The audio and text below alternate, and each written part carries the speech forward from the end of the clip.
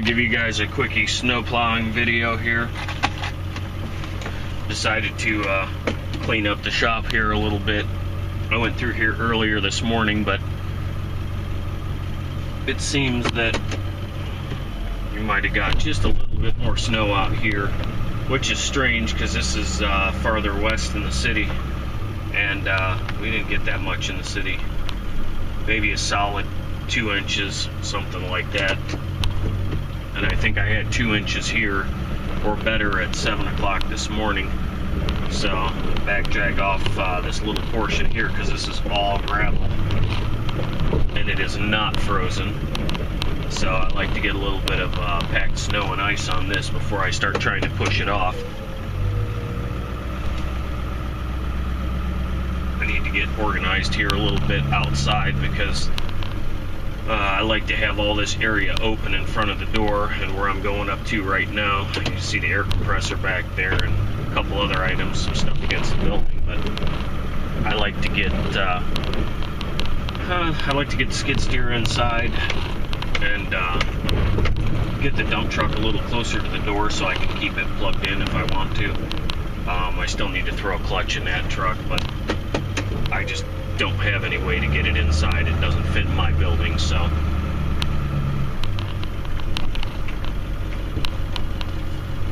yeah, they told us we were going to get 3 to 5 inches, and this is kind of what we got. I can still see my grass at the shop poking through the snow, but it certainly was wet this morning.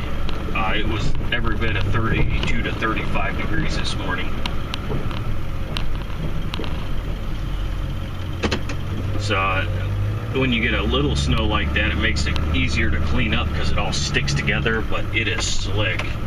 I was talking about it last year, but I really need to get a locking rear end in this truck. According to the build sticker, it didn't come with one. My buddy that I bought the truck from said that it did and it broke on him, which I think is a bunch of bullshit, but it is what it is.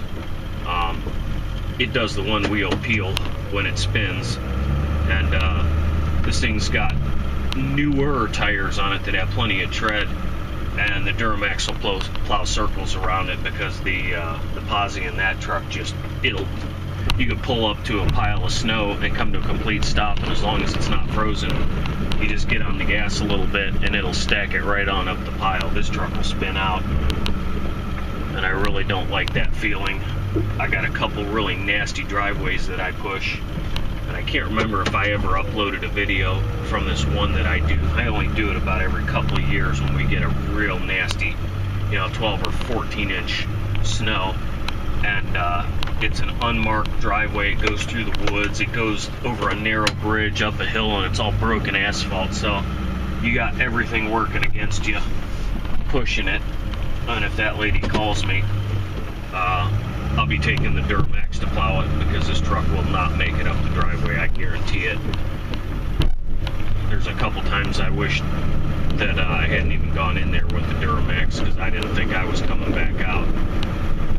So without that posi unit, I really don't want to put used equipment in it. I've looked at units at Summit and stuff like that, and I really don't know how to set up a rear end. I've never had one apart before. Helps if you put the truck in gear. I just don't have the dough to spend $700 or $800 for a unit. $300 or $400 I might be able to stomach for a true limited slip rear end. It doesn't have to be an airlock or anything stupid like that. I just need the ability to have both tires turning at the same time.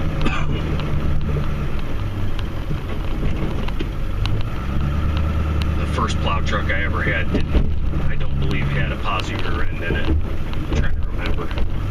Yeah, it did not. And I mean, it pushed okay, but I also was pushing with a 7.5 foot plow.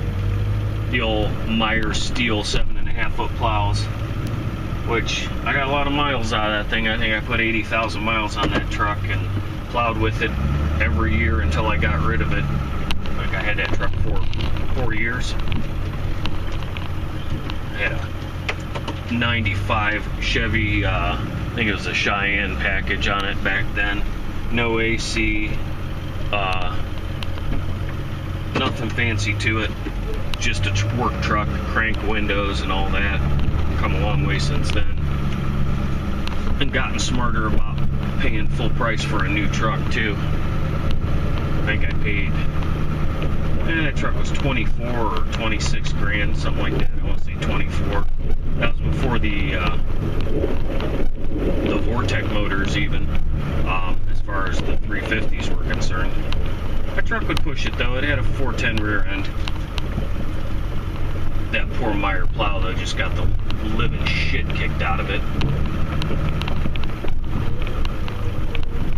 And then I had a 98, well, I'll show it to you here if it's, I don't think it's sitting outside. My neighbor's got it now. Here it is. This was my 98 Chevy 1-ton. Didn't have the insert number in it when I had it. He put that in it, but I think I sold that truck when it had like 80,000 miles on it. Green and gold, you can tell I like my green trucks. But that truck is definitely plowed some snow. And in fact, that truck probably plowed snow better than any truck I've ever owned, with the exception of the Duramax. And I think this one would be fine with a locking rear end. I'm still crying about that, but that truck's a 98 that I just showed you.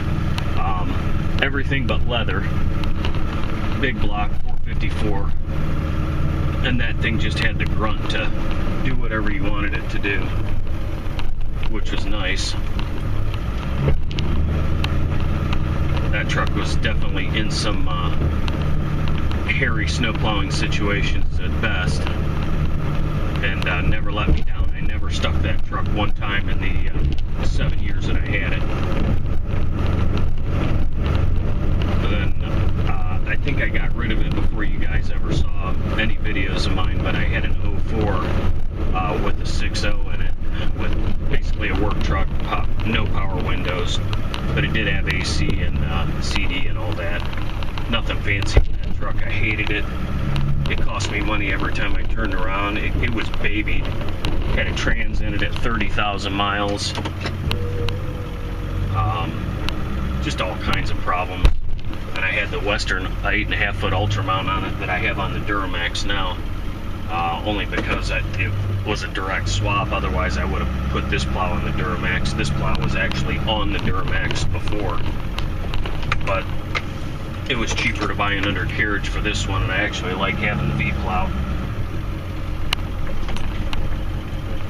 It makes it nice. Plus now I've got the wings on the v-plow, so this 8-foot 2-inch Boss v-plow is now almost 11 foot. And this truck has no problems pushing it, other than losing traction every now and then when it's slippery out.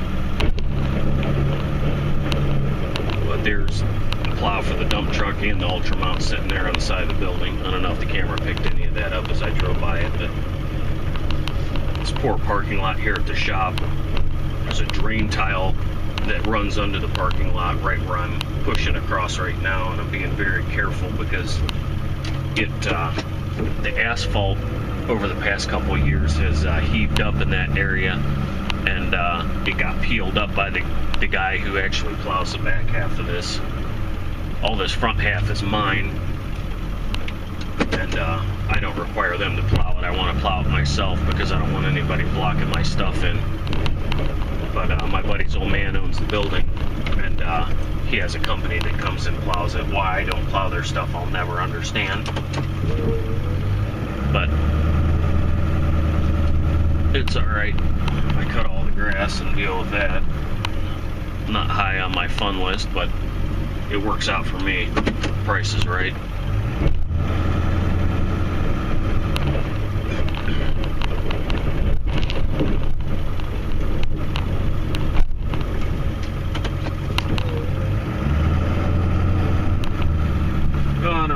Is going on here. Do the Thanksgiving thing tomorrow. I am not going Black Friday shopping on Friday. You can guarantee that.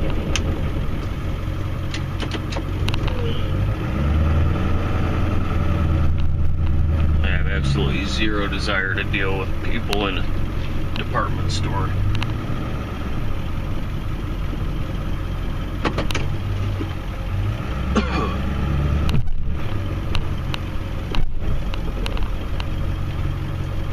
Again, if you're wondering why I'm plowing so slow, it's because I don't really want to peel up half of my parking lot plowing this place. The asphalt is in such bad shape. I just got to take it easy and kind of plow by feel here.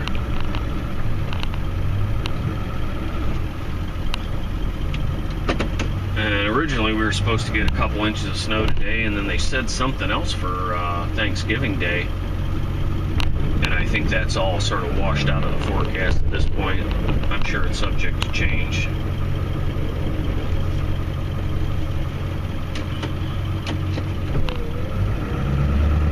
I definitely going to be looking forward to it warming back up so I can finish doing some other things before we get a terrible freeze. Hell, it's only been 2.5 weeks since I put my boat away. And I'm glad I did. I'm also glad I got that hub bearing in this truck, because that would have been freaking miserable trying to do it in the slop, although I've done it before. Had plenty of instances staying up till 2 or 3 o'clock in the morning changing a transfer case in a truck or doing some stuff like that. A buddy of mine, his truck was down a couple years ago. He's got an 03 GMC Duramax. He bought it with just under 100,000 miles on it, used from a dealer, and had no warranty with it. And within 2 months, he popped the motor in it. So there's something wrong with that. And I think there were some other things that contributed to that. I think that truck had been wrecked hard or flooded or something. It's got so many electrical gremlins, it's not funny. But it was shiny and black, so that was the one he picked. It was a nice looking truck when he got it, but ended up having to spend like 12 grand or something like that to put a motor in a truck that he just spent 20-some thousand dollars on. So he's married to that one, but it must have been popped in the left front on the driver's side at some point, because the bracket that centers up the axle tube under there for the independent front suspension style that the Chevys use, the bracket was broke off the frame, and the axle tube had a crack in it, which I don't know if that was something that he did or what, but I've never had that happen. And this is the first Ford 3/4 ton pickup I've ever owned, and I've never seen problems like that with the Chevys before. I'm sure it happens when you're stacking snow hard and you're beating on them, but that Duramax has pushed its share of snow too in the last 5 or so years, maybe 6 years. Never seen that happen. Also saw a video, I don't know if any of you guys watch, well, it was Pepper Cat Keith, but now it's Arctic Cat Keith. He got himself a F350 Super Duty. I think it's an 01 or 2000 or something like that, with the 7.3 in it. 300,000 miles on it or something of that nature. Which, shoot, I wouldn't be scared of a truck like that, especially if it had been taken care of. Thing had no rust, Florida truck. You don't find them like that around here. A buddy of mine was getting rid of an 01 or a 2000 Lariat with the 5-speed diesel short bed extended cab, basically the same truck as mine, but with the manual trans in it and a year or two older. And he wanted like 5 or 6 grand for it, and it had 300 bills on it, but it was a rotten truck.